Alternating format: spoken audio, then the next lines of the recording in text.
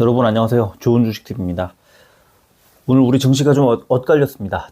코스피는 0.6%대 상승이 나왔고 코스닥은 0.6% 가까이 하락이 나왔습니다. 그리고 장 막판에 오후장에 조금 코스닥 같은 경우에 하락이 좀 컸고 코스피도 낙폭을 좀 상승세를 조금 줄이는 그런 흐름이 연출이 됐습니다. 이거를 이제 전문가들은 뭐 중국의 영향이다 이렇게 얘기를 하는 분도 있고 실제로 지금 그렇게 분석을 하고 있던데 거래소에서도 그렇게 분석을 하고 있던데 이거는 이제 중국 증시가 많이 빠졌던 것이 직접적인 이유가 될 수 있어요. 그러나 중국 증시는 그럼 왜 빠졌을까?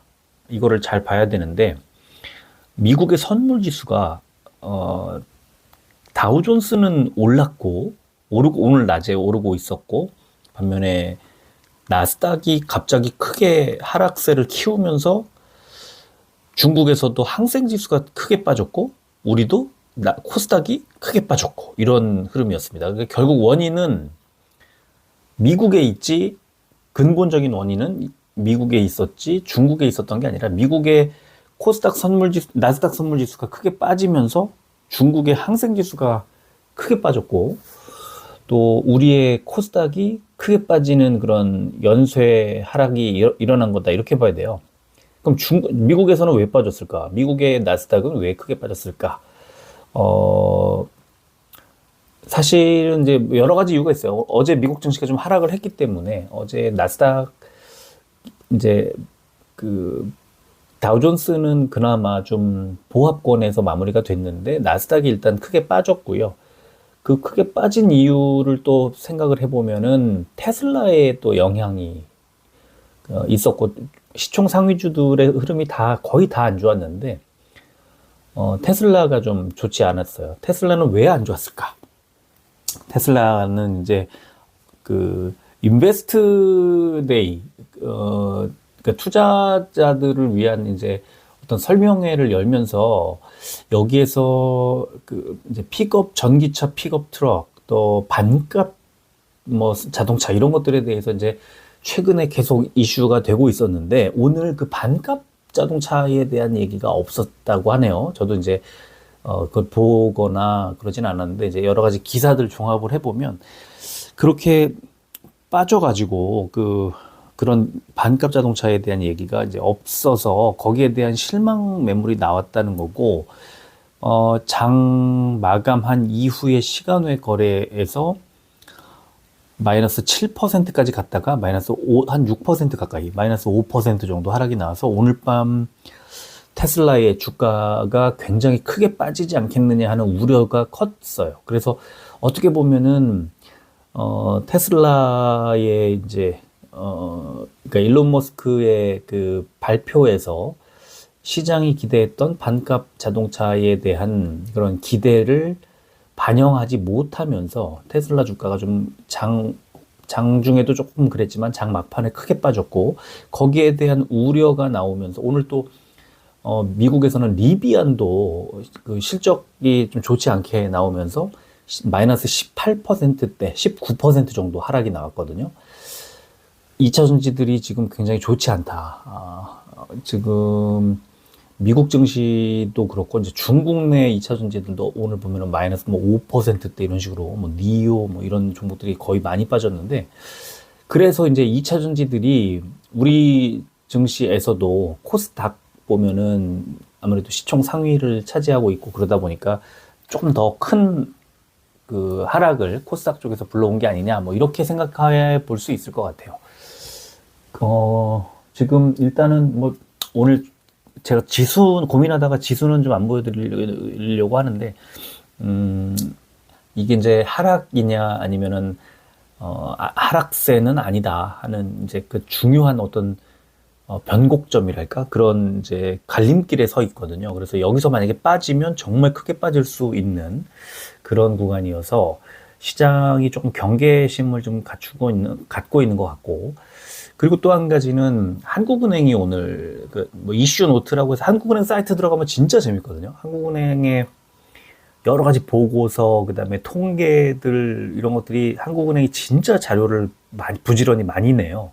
근데 오늘 이제 나온 이슈노트라고 하는 그 이제 주기적으로 나오는데 여기에 여기서 이제 우리 물가의 상승세가 꺾이는 게 둔화될 수 있다. 그러니까 상승세가 더디게 꺾일 거라는 그런 그 보고서가 오늘 나왔어요. 한국은행에서. 그렇게 이제, 그래서, 그렇다면은 미국뿐만 아니라 한국에서도 이 인플레이션을 잡기 위한 그런 그 물가 상승이, 금리 상승이, 금리 인상이 좀 더, 이어지겠구나, 당분간. 우리 지금 한국은행의 스탠스를 보면은 갑자기 크게 올리거나 뭐 그러지는 못할 것 같아요. 왜냐하면은 이제 그 정부의 또 정책 기조와 방향을 같이 해야 되기 때문에 정부가 지금 그 금리를 계속해서 이제 가파르게 올리는 것에 대해서 일단은 한번 그 제동을 좀, 뭐 제동이라기보다는 좀 서민들의 삶을 조금만 더 들여다보자 하는 취지의 뭐 대통령부터 해가지고 이제 그런 식의 발언이 나오다 보니까 사실은 저는 이번에 한국은행이 금리를 0.25%포인트를 좀 올렸으면 더 좋았겠다는 생각이 들거든요. 이제 지금, 그때도 뭐 그렇게 말씀드렸지만 지금 미국 흐름도 그렇고 미국은 지금 0.5%포인트 쪽으로 조금씩 가고 있는 것 같아요. 막 계속 나오고 있어요. 그 보도들이. 그러면 미국에서 갑자기 느닷없이 우리는 동결했는데 0.5%포인트를 올린다. 그러면 우리도 이제 또 뒤따라 올려야 되거든요. 그래서 그게 지난번에 한국은행 총재가 금리를 동결하면서 이게 절대 금리 인상기가 끝나는 거가 아니라는 거를 여러 차례 반복해서 말씀을 하셨고, 그러다 보니까 시장은 금리를 동결했음에도 불구하고 원래는 굉장히 환호했어야 할 호재가 나왔지만 더 불안하죠. 다음번에 그러면 이거 괜히 안 올려가지고 다음번에 더 많이 올리는 거 아니야? 뭐 이런 식의 불안감, 그런 게 좀 조성이 되고 있는 것 같아요. 그래서 오히려 시장이 더 불안해하고 있다. 시장은 올리는 것 자체가 불안한 게 아니고요. 불확실성이 나올 때, 얼마 올릴지 모를 때, 이런 게 더 무섭거든요. 근데 지난번에 올려버렸으면, 이제 그 한국은행이 이번에 올렸으니까 다음번에는 안 올릴 수도 있겠구나 하는 기대 때문에 그때는 조금 흔들릴 수 있을지 몰라도 지금은 다시 안정세로 좀 그 접어들 수도 있었을 텐데, 물론 뭐 미국이 흔들리면 우리가 안정되기는 좀 어렵겠지만 시장이 받는 충격이 좀 더 큰 것 같고 경계심이 더 커지는 것 같은 그런 느낌이 좀 있습니다. 그래서 지금 국내도 그렇고 미국도 그렇고 그 인플레이션이라는 것에 대한 경계심이 아주 뭐 크게 발동하고 있다는 것이 지금 팩트인 것 같아요. 사실로 그냥 가는 것 같고, 여기에 대해서 시장이 어떻게 어느 정도나 반응을 할까, 요거가 이제 되게 중요한 상황인 것 같은데, 조금 이제 그 시장의 불안 심리가 가라앉기를 기다려야 될 것 같고, 그냥 느닷없이 쓸데없이 테슬라 같은 이제 그 어떤 악재가 뭐 나와오는 바람에 시장의 기대치를 충족시키지 못하면서 시장이 근데 어떻게 보면은 테슬라 때문에 빠졌다기보다 빠질만 하니까 테슬라가 긁어준 거예요. 그러니까 빠져야 하나 말아야 하나 뭐 이런 거를 경계하고 있는 와중에 테슬라가 이제 이렇게 해버리니까 그 핑계로 그냥 빼버린 것 같아요. 그래서 테슬라 이슈로 만약에 오늘의 뭐 여러 가지 복합적인 이유가 있겠죠. 그런데 테슬라의 이유가 미국의 나스닥의 하락, 그 다음에 뭐 중국 항생의 하락, 그 다음에 코스닥의 하락, 이런 식으로 어떤 나비 효과 같은 그런 반향을 일으켰다면, 내일 그 우리 증시에서는 뭐 코스닥과 또 오늘 빠졌던 2차전지 시총 상위주들이 좀 많이 오늘 막판에 많이 빠졌는데, 이게 어느 정도 채워지지 않을까, 또 이런 기대를 해보고, 실제로 오늘 시간외 거래에서 그런 움직임이 나왔습니다. 반등이 좀 있었거든요. 그래서 뭐 지금 2차전지, 리튬, 그다음에 그 반도체 일부 종목들, 그다음에 AI, 로봇 이런 종목들은 좀 빠지면 채운다.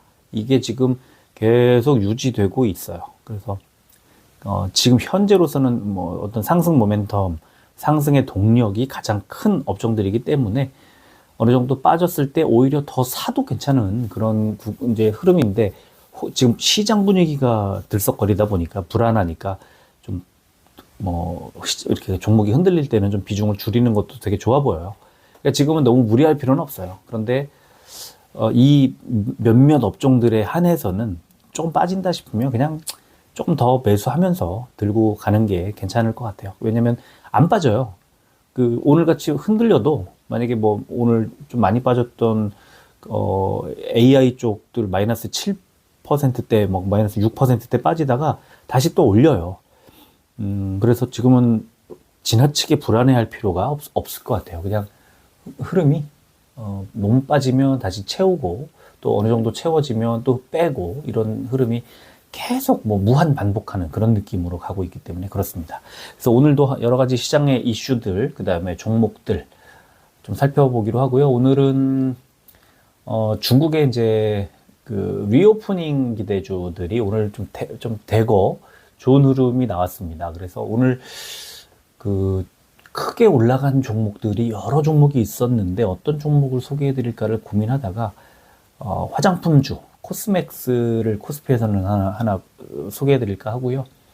코스닥에서는 어제 제가 2차 전지들 얘기하면서 특히 그 리사이클링 얘기를 했는데, 또 성일 하이텍이 이제 최대 수혜주다. 그 유럽의 법안 그 폐배터리 리사이클링이라는 게 포함될 가능성이 높기 때문에 오늘 시장에서 세비캠도 크게 움직였고, 석일 하이텍이라든가 이제 이 폐배터리 관련주들이 되게 코스모 화학이라든가 이런 종목들이 아주 많이 올랐어요. 15%에서 뭐 많이 지금 20 몇 %대 거의 상한가 가까이까지 올리고 그랬는데, 그래서 성일 하이텍을 또 하나 보여드릴까 합니다. 그래서 오늘은 그렇게 세 종목을 소개해 드리도록 하겠습니다. 자, 오늘 우리 시장을 보면은 코스피는 497종목이 올랐고 391종목이 빠졌습니다. 0.62% 올랐고, 코스피 100은 0.39% 올라서 대형주들 흐름이 상대적으로 좋지 않았습니다. 코스닥은 691종목이 올랐고 807종목이 빠졌습니다. 0.56% 하락. 코스닥 150은 1.34% 하락해서 대형주들 흐름이 훨씬 좋지 않았고요. 그래도 코스피가 올라갔던 이유는 외국인이 혼자 매수를 해줬기 때문에 그렇고, 코스닥은 개인이 혼자 매수를 하면서 주가가 빠졌습니다. 그리고 지금도 나스닥 선물지수 보면은 0.74%가 하락을 하고 있죠. 89포인트.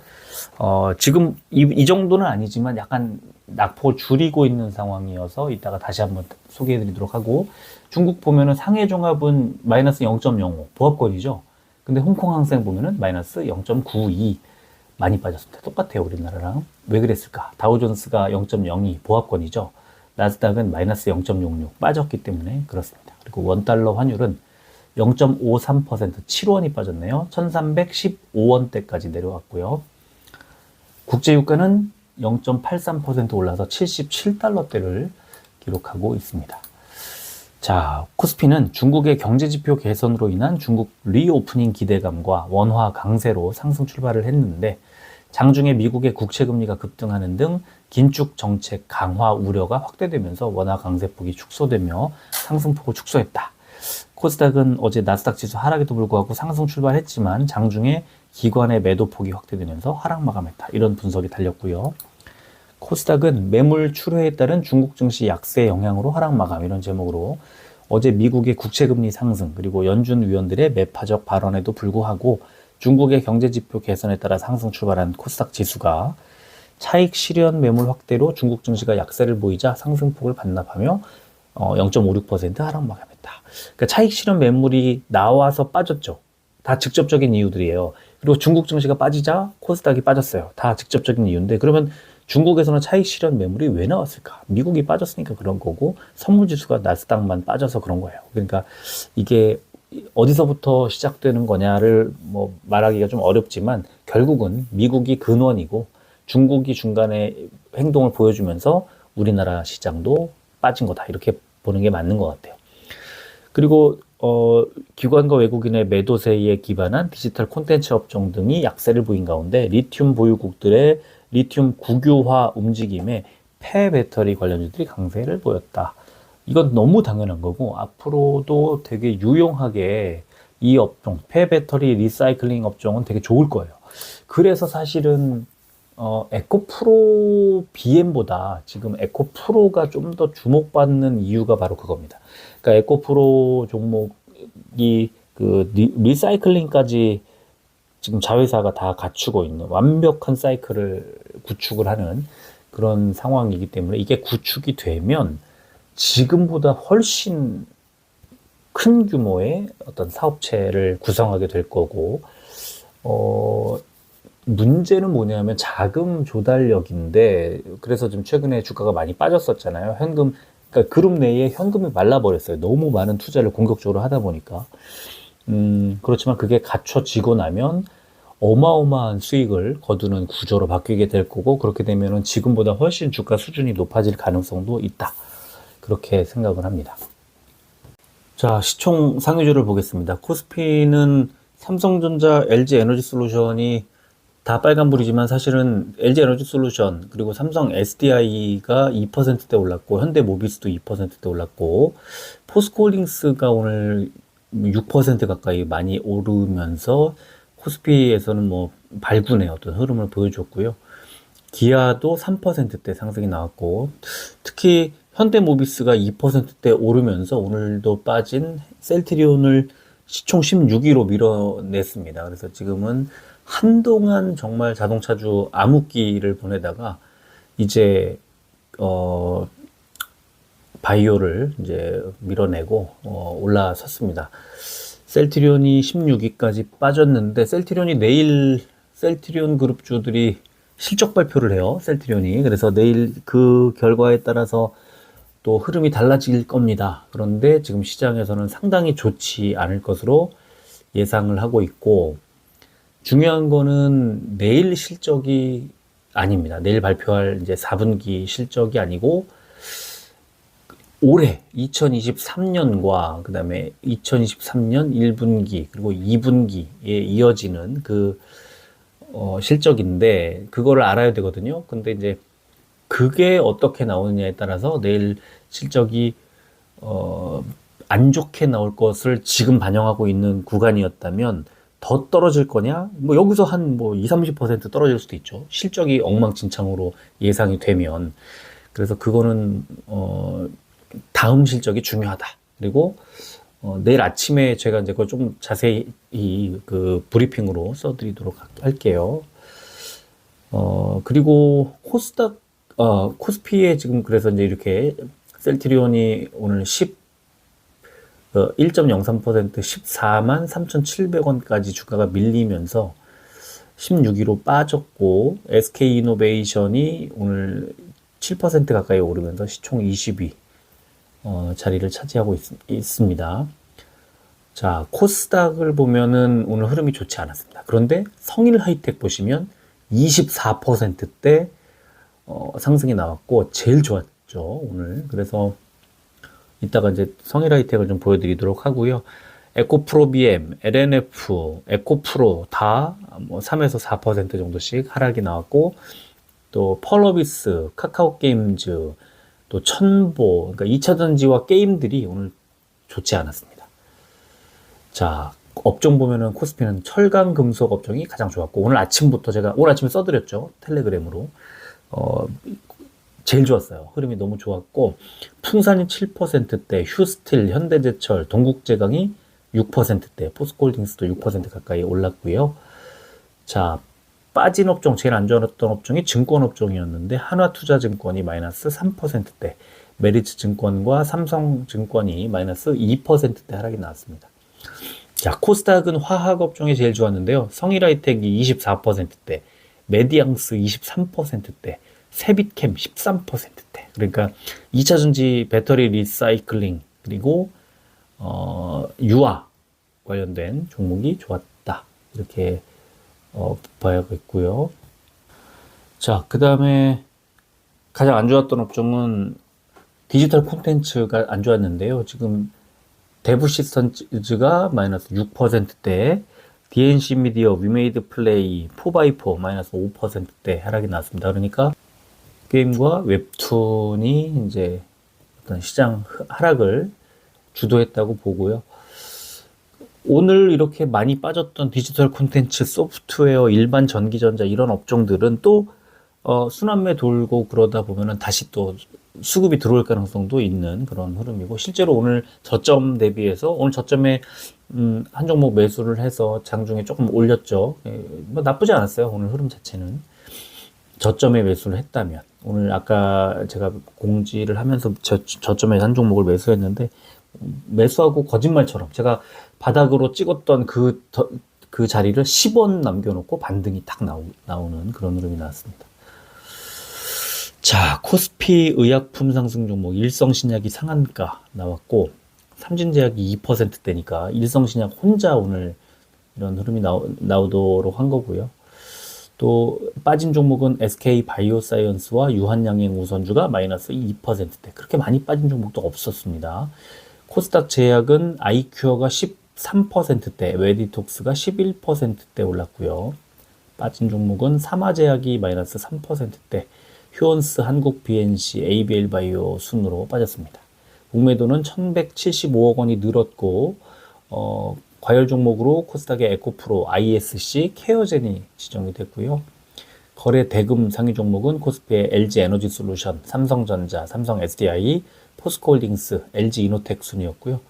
코스닥은 에코프로, BM이 단연코 많았고, LNF, 카카오게임즈, 파월러비스, 성일하이텍 순이었습니다. 거래 비중 상위 종목은 코스피의 S1, SK바이오사이언스, CJ, DB손해보험, SD바이오센서 순이었고요.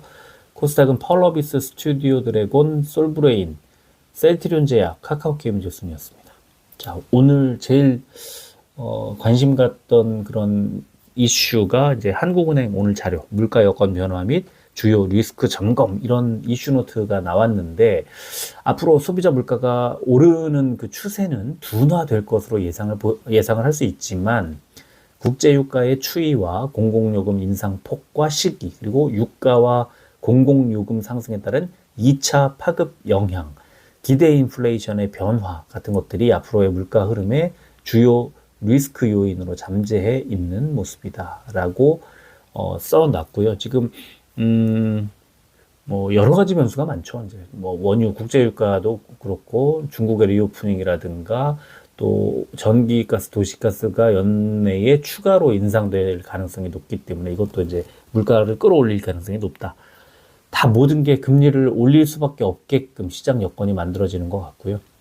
자, 그리고는 이제 국제유가나 공공요금의 상승폭이 확대되면 생산 원가가 높아지면서 다른 재화, 서비스 가격에 대한 2차 파급 영향이 나타난다. 그리고 이런 2차 파급 영향은 결국은 기대 인플레이션 상승 요인으로 작용을 하면서 물가 오름세의 둔화 속도를 더디게 만든다. 그러니까 물가가 오르는 게 꺾이면 빠질 때 크게 빠져야 되는데 그렇지 않을 거라는 거죠. 그리고 이제 노동시장 얘기가 이렇게 나오면서, 지금 어쨌든 중요한 것은 물가가 아직도 상승할 요인이 여기 곳곳에 잠재해 있고, 그 물가를 잡기 위한 노력을 한국은행이 기울일 가능성이 커지고 있다, 이렇게 보면 될 것 같아요. 그리고 반값 테슬라 언급을 안 했어요. 그래가지고 투자자의 날 오늘 끝나고 나서 바로 급락이 나왔다는 거죠. 그래서 지금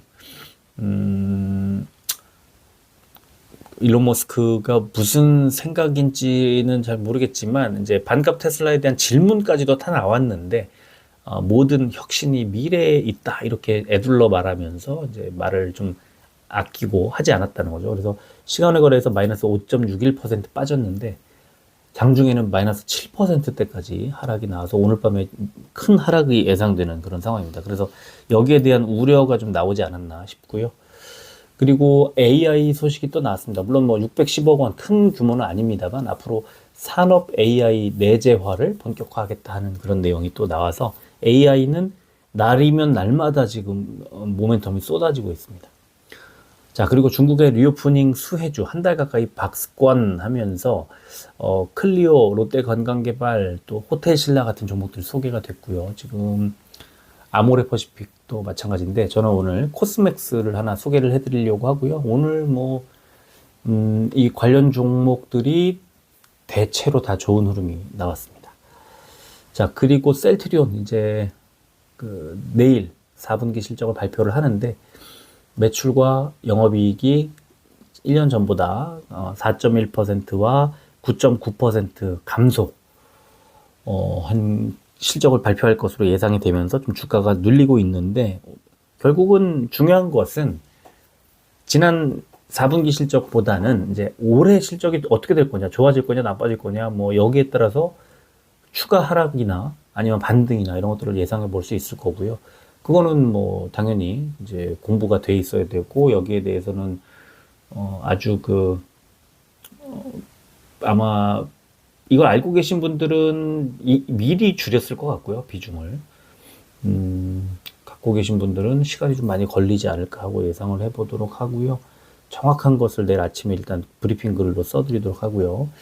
삼성전자 수급을 보면은 외국인이 오늘 255만 주 많이 들어왔어요.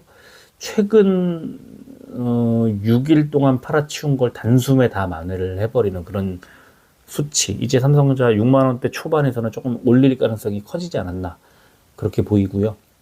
에코프로비엠은 개인이 23만 9천 주를 샀지만 또 외국인이 8만 4천 주 매수가 들어왔고 중요한 것은 기관이 32만 주를 덜어냈어요. 사모펀드가 18만 주 넘게 팔아치워서 어쩌면 오늘 이 주가 하락, 막판의 주가 하락의 원인은 사모펀드 그리고 금투에 있지 않을까 이렇게 보면 될 것 같고요.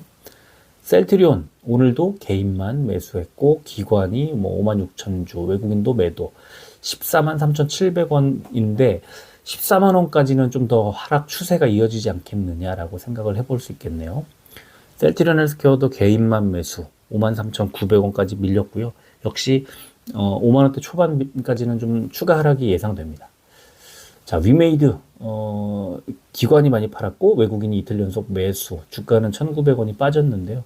아무래도 기관의 이제 뭐 연기금, 사모펀드, 금투 뭐 골고루 매도를 하면서 주가는 조금 하락을 했는데 역시 마찬가지입니다. 한 5만 원 정도에서 바닥을 잡지 않겠느냐 하는 예상을 한번 해보겠고요. 코스맥스는 지금 오늘 주가가 많이 올랐지만 그동안에 징조가 좀 있었습니다. 외국인이 6일째 산 거거든요. 그래서 오늘 기관의 매수가 같이 딱 들어오면서 급등 8,500원을 쫙 올려서 85,800원까지 주가를 끌어올렸습니다.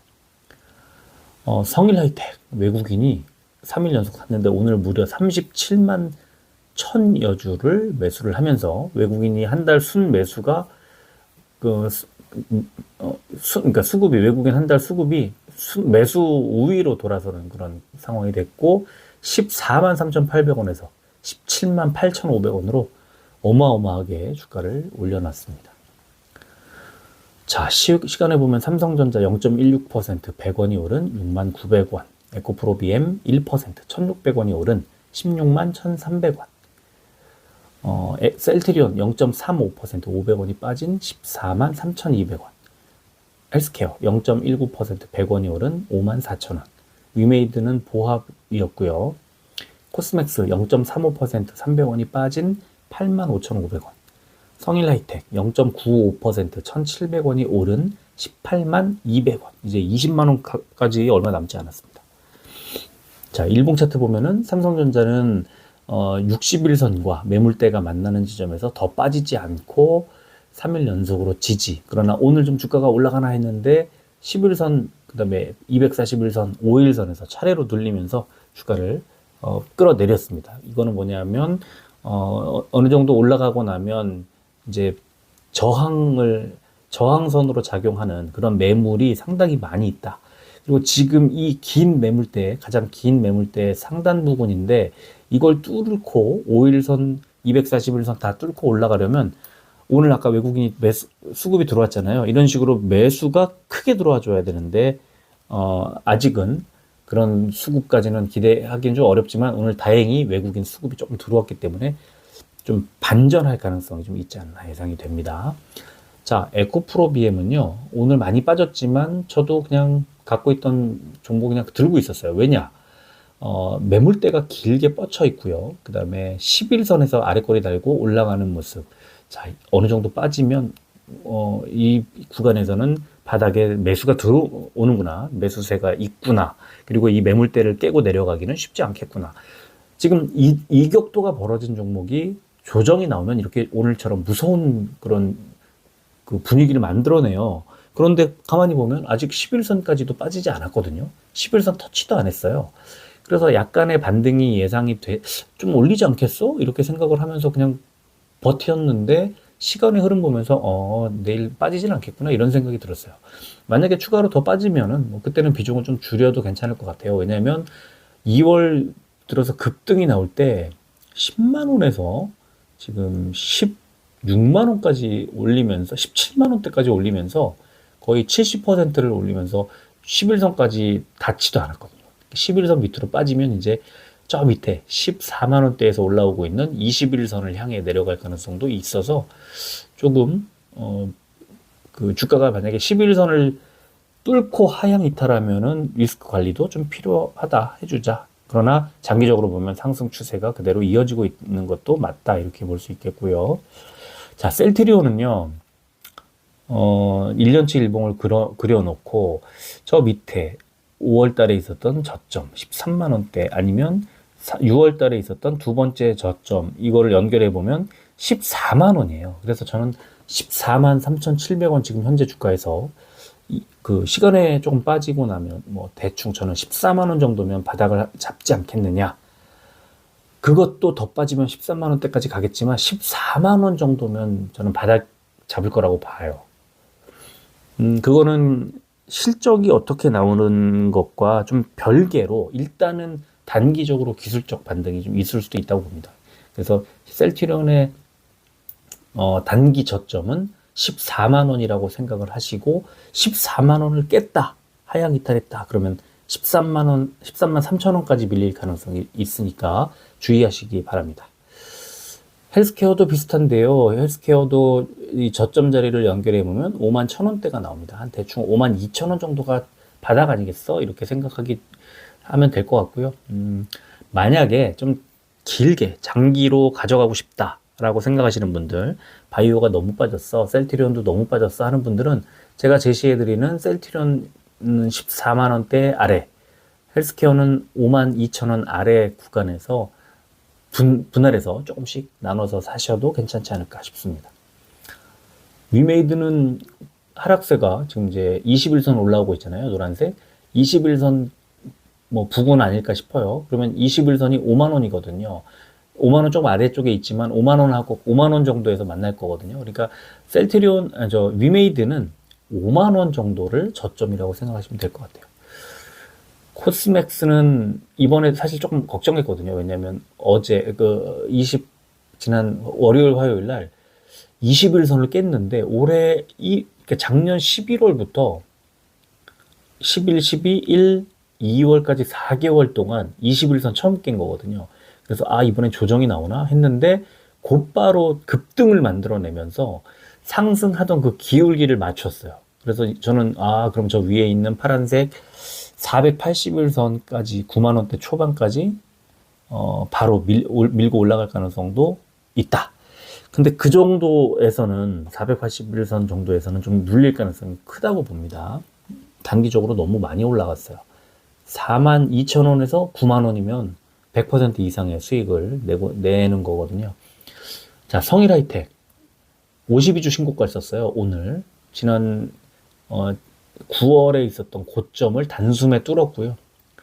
너무 강합니다. 지금 좀 더 밀어 올릴 가능성이 높다고 생각을 해요. 20만 원 터치할 가능성도 있습니다. 지금 중장기적으로 봤을 때는 너무 좋은 업종이잖아요. 그리고 지금 배터리 그러니까 물 들어올 때 노 저으라고 관심이 폭발하고 있을 때 수급이 팍 들어오는 이유는 이때 비중을 늘려가지고 수익을 극대화하자는 거고, 한번 빠질 수도 있겠지만 길게 가져갈 만한 업종 아닐까 싶습니다. 자, 지금 이제 미국 증시 선물 지수를 보면은 뭐 그러니까 장중의 흐름하고 사실은 좀 비슷하게 가고 있어요. 그래서 지금 여러분들 보고 계시는 게 다우존스 선물이 61포인트 상승, S&P 500은 마이너스 15, 나스닥은 마이너스 63.5. 아까 80 얼마라고 제가 말씀드렸었는데 지금 낙폭을 줄이고 있는 상황인 거죠. 자, 그러면 여기서 지금 현재 상황, 지금 이제 미국 개장까지는 2시간 정도 남았는데 현재 상황 보면은 다우존스가 플러스 59, 비슷하죠? S&P 500이 마이너스 15.25, 약간 거의 15.75네요. 비슷하고요. 나스닥 선물 마이너스 70이네요. 약간 늘었습니다. 하락폭을 키우고 있네요. 자, 그래서 지금 오늘 밤에 이제 미국 증시에 지금 선물 지수가 나스닥이 크게 빠지고 있는데 여기에는 아마 테슬라라든가 지금 말씀드렸던 그런 여러 가지 우려들이 오늘 밤 미국에서 재현될 것으로 예상하기 때문이 아닐까 싶고, 그렇다면 내일 우리 증시에서도 2차 전지 종목들이 조금 더 눌릴 가능성이 있고, 만약에 눌린다면 그냥 많이 빠지면 비중 줄여야죠. 그렇게 가고, 아니면 아주 길게 그냥 가져가야지 하는 분들은 그냥 홀딩. 지금 짧게 대응하기가 좀 쉽지 않겠다 하는 분들은 홀딩 하시면 괜찮을 것 같습니다. 그런데 단기적으로 만약에 이 변동성이 크다면 조금 비중을 줄이는 것이, 걱정하면서 전전긍긍하면서 들고 갈 필요 있나요? 비중 줄여서 걱정 안 될 만큼 비중을 줄여놓는 거죠. 좀 손해 보더라도 내가 걱정 안 하는 게 중요한 거지. 어떻게 될지 모르는데 막 빠지고 있는데 이제 올라갈 수도 있지 이러면서 들고 있어봤자 손실만 크고 기회만 날리고 그런 거죠. 그래서 그러지 않는 게 더 나은 것 같아요. 제가 볼 때는. 글쎄요. 자, 오늘 밤 미국 시장 어떻게 움직일지 좀 잘 살펴보면 좋을 것 같고요. 내일 우리 증시가 이제 이번 주 마무리하는 날인데 잘 정리할 수 있도록 도와주면 좋겠습니다. 자, 끝까지 들어주셔서 고맙습니다.